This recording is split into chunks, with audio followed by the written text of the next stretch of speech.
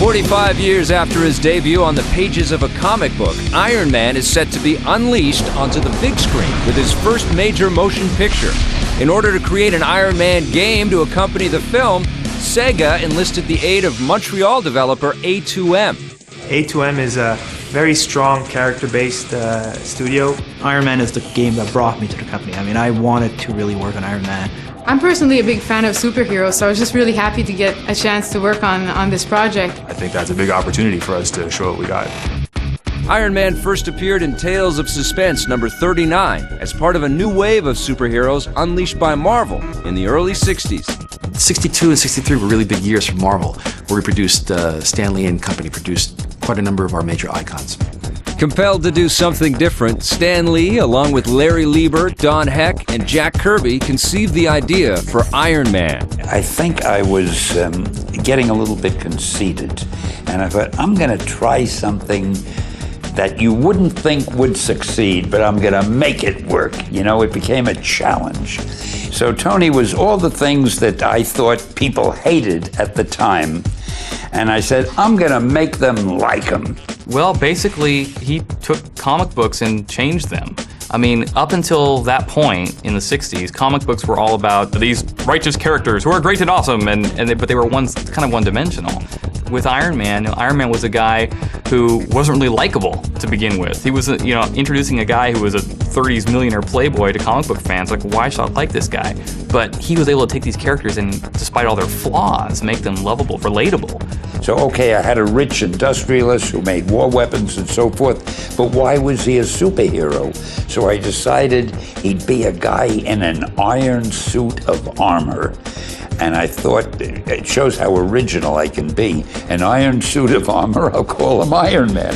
Unlike other superheroes imbued with preternatural abilities or superhuman strength, Iron Man is a product of self-preservation, ingenuity, and redemption.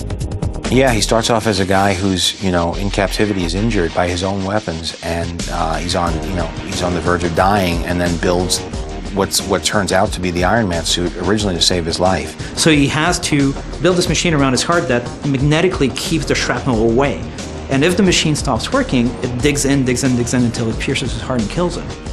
For the past 45 years, Iron Man has thrilled fans around the world as part of comic book lore. But now the man in the iron suit of armor is about to take on his biggest audience, moviegoers.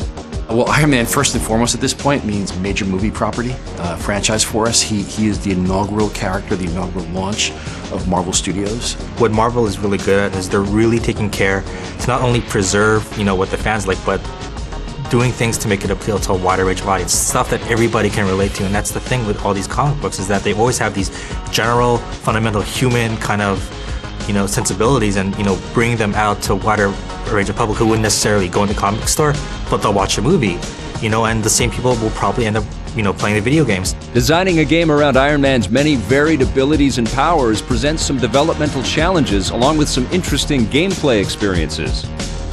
Yeah, it's actually hugely difficult. I think one of the things that makes Iron Man so compelling, but also makes him difficult, is he can do so much. He can fly, he's got super strength, he's got the armor shield, the unit beam, the repulsor blast, all these different things. You've got to balance gameplay for all those things. Iron Man flies around, so we're going to have to look at opening the environments, creating a little more open, less linear.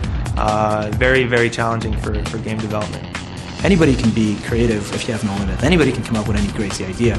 It's more fun to do it when you're like, okay, no, I can't go there, I can't go there. And this is the box that's defined for me. Okay, let's see how far I can push that box while staying in that box. We can't really load and unload parts of levels when your character can fly everywhere and go everywhere and see everywhere at the same time. So that's been the biggest challenge for sure. In order to bring these characters to life, Sega and A2M were able to enlist many of the film's stars to reprise their roles. Yeah, when we cast Robert, we had the reaction was, I never would have thought of it, but he's perfect. And that's sort of what you're going for. You want to surprise people, but you don't want to take them so far afield of what their expectations are that they're turned off to the project. You want them to be excited and intrigued by it. Well, I think the luckiest thing that happened was getting Robert Downey Jr. to play Tony Stark. That guy was born to be Tony Stark.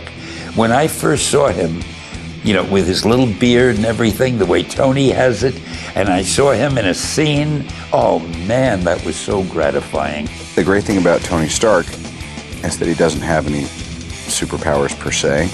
He's just kind of a genius and a weapons manufacturer and a general ne'er-do-well badass.